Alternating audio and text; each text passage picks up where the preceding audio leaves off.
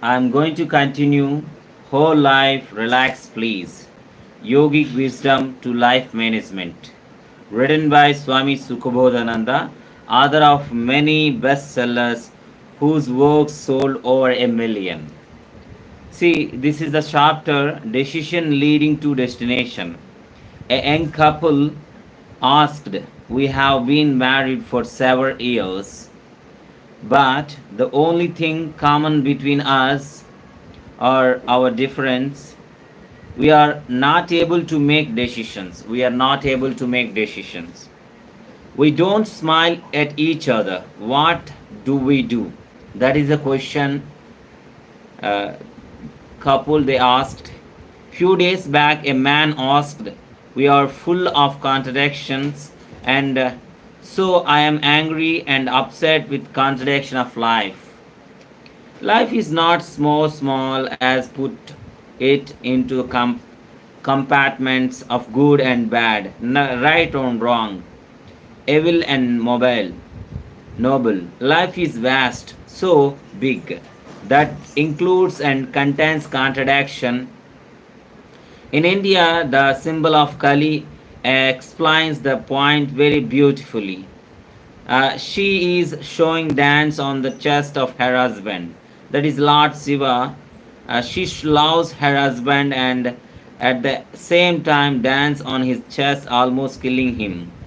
Life is full of contradiction. One has to graceful accept them, at the same time change the whatever is possible. We also have to learn accept what can't be changed. The context of a relationship should be one of love and not of expectation. Love has to go through transformation and purification. Only then would we find that we are bigger than our difference, not slaves to difference. But how? By understanding what is life without difference. Difference adds richness to life.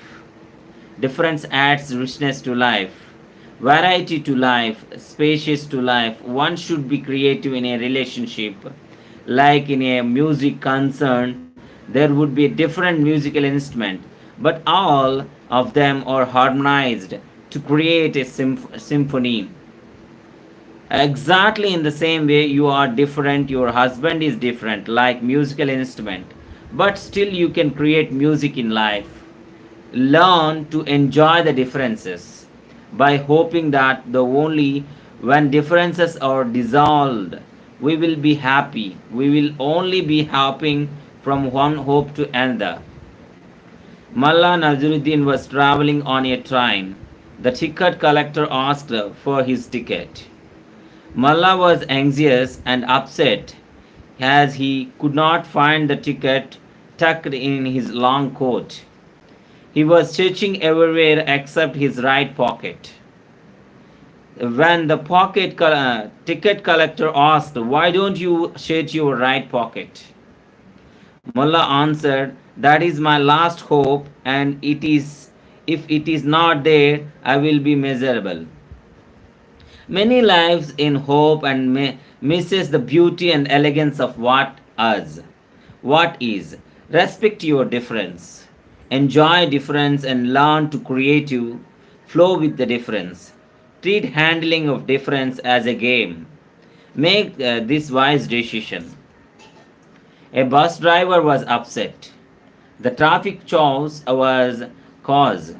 He murmured to me, "Why can't people follow rules?" By not following rules, they created tension in me, hence my blood pressure rises. I asked him, Do you play any game?" He said, "Yes, I play football." When your opponent takes away the ball, you don't get depressed. Instead, you get motivated to play better than your opponent. I told him treat traffic like a football game and enjoy other breaking rules. Treat it like a game, have fun with it. Then your work will become enjoyable. Transform this decision into destination. Life is an opportunity, cash on it. Life is an adventure, get into it. Life is a treasury, grow from it. Life is a struggle, make it scared. Life is a song, sing it. Life is a promise, meet it. Life is a game, play it. Life is a duty, fulfill it. Life is a duty, fulfill it. Life is a challenge, encounter it. Life is a dream, realize it. Life is a beauty, feel it. Life is a blush, experience it. Life is not so small as to be put into the compartments of good and bad, right and wrong, ugly and beauty. Life is so vast that it includes the contradictions. Man lives in hope and misses the beauty and elegance of what is. Decision leading to destination. The most important aspect in any relations is that we should stand for transformation and grow. Transformation involves hypnotizing ourselves. We are hypnotized into believing that only if there are no difference,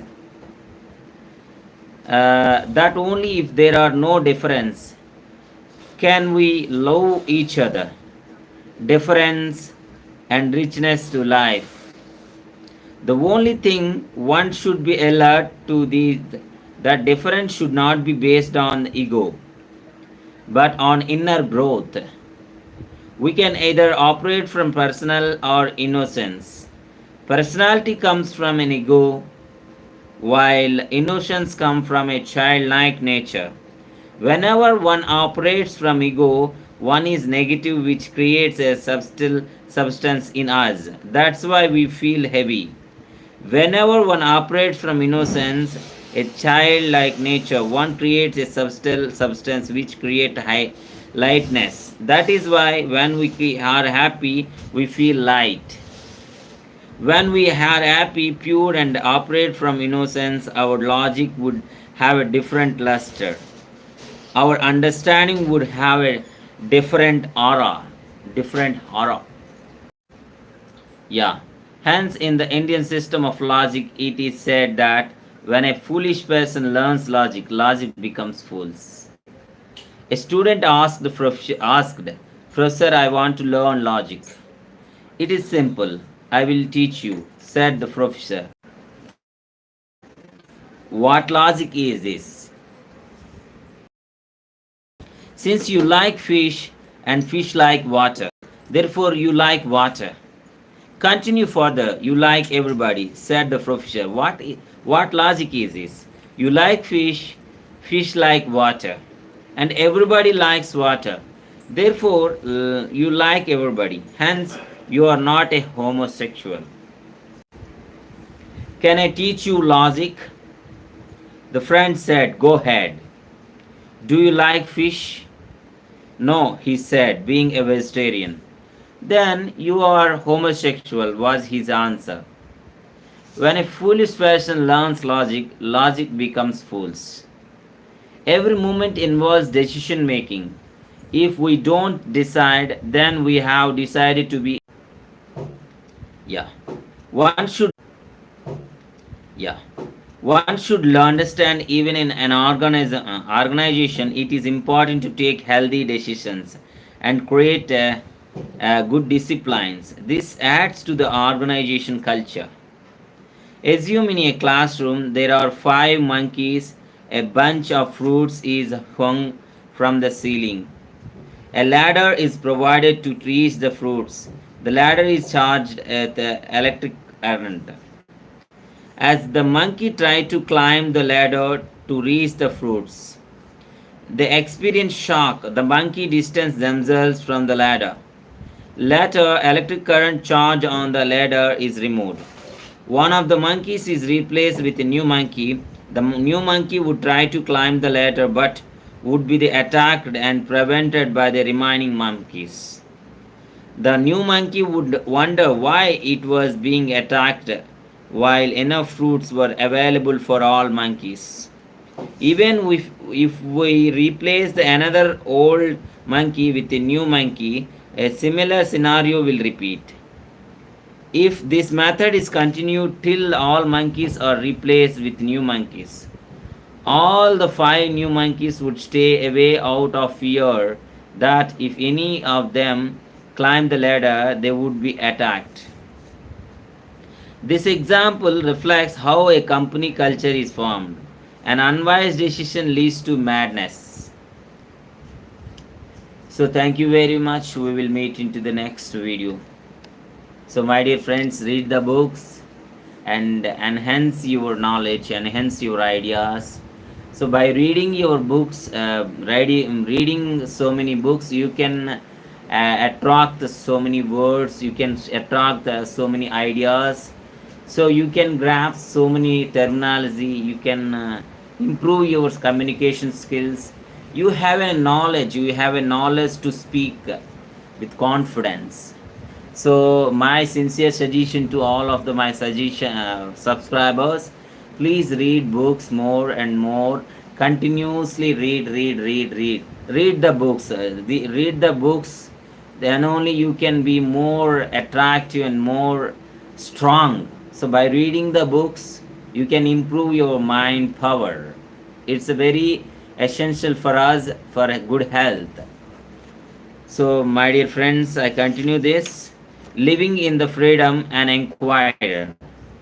One of my students asked, when someone close to me dies, I am extremely sad, upset, and insecure.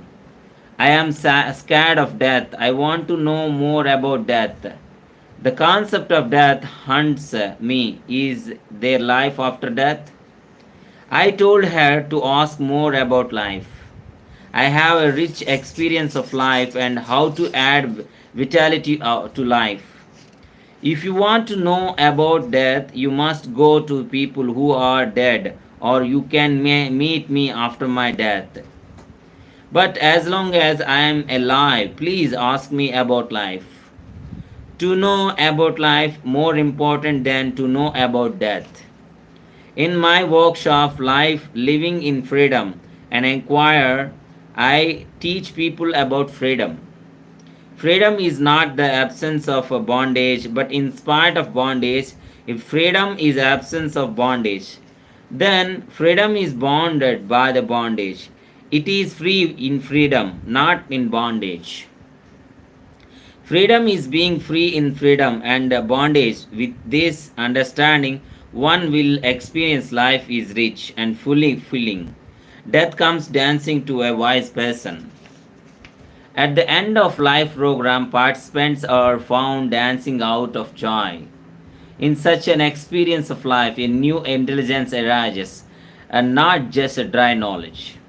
It was a cold winter night. A monk went to a monastery seeking shelter. The host allowed him to stay, but his surprise, he found the monk burning a statue of Buddha made out of wood to keep himself warm. The host retorted angrily, "Are you mad? Why are you burning a statue of Lord, our Lord?" The monk answered, "The Buddha in me is feeling cold." The host, on hearing this, drove him out of the monastery. After a few minutes, he observed that the monk was also worshipping a milestone outside the monastery. Out of the curiosity, the host told him, "Are you crazy? A while ago, you were burning a statue of Lord Buddha, and now you are worshipping a milestone." The monk answered, "The Buddha in me feels like worshipping. An enlightened being is an expression of intelligence, which can't be understood through dry knowledge. Let our focus be enriching life than worrying about life after death. An enlightened approach is understanding the present rather than worrying about the past or future." So, once again, I repeat the sentence. An enlightened approach is understanding the present rather than worrying about the past or future. An enlightened approach is understanding the present rather than worrying about the faster and or the future. A student, teach me about the enlightenment. Tell me all that you know about enlightenment. The master, before I teach you, you have to undergo a process. You have to go around the monastery 5 times, wait for about 2 months, and then I will teach you. Can you assure me that both of us will be alive until the time? I can't assure you. Death can happen at any moment. So the only moment is now. Hence, teach me now. This should be fashion and commit to know about life. Now and at this time, very important moment. Not just an inquisitive arg to know about life. So a fragment mind constantly worries about the past, fantasy about the future, thereby missing the present. But a mind which has lived life in totally will experience and trust inside. When one door closes, another doors open. When a child is in the mother's womb, it is secure and comfortable. After birth, the child grows up and seeks the experience of comfort in the materialistic world. At the time of birth, a child goes through an experience of death. The child feels it is going to die. Hence, it cries, now is this birth or death? For a mother, it is the birth of her child, whereas for the child, it feels like death from its secure and comforting feeling prevalent in the mother's womb. Birth and death are nothing but one door closing and another door opening. Now let us come back to the question of why we are afraid of death. It is because we have not lived life in its totality. Who is afraid of an examination? One who has not prepared well for examination. Who is afraid of death? One who has not lived in life totally in the present. Why are we not able to live life totally in the present? Our minds are victims of a perfect life according to our definition. This definition does not allow us to be totally in present. So my advice is to drop this definition of perfect life. See the elegance in the world of here and now. See the beauty of the imperfection of here and now. Then you will be busy rejoicing here and now. See, ultimate book he gave super knowledge to everywhere. Thank you very much. We'll be meeting to next video.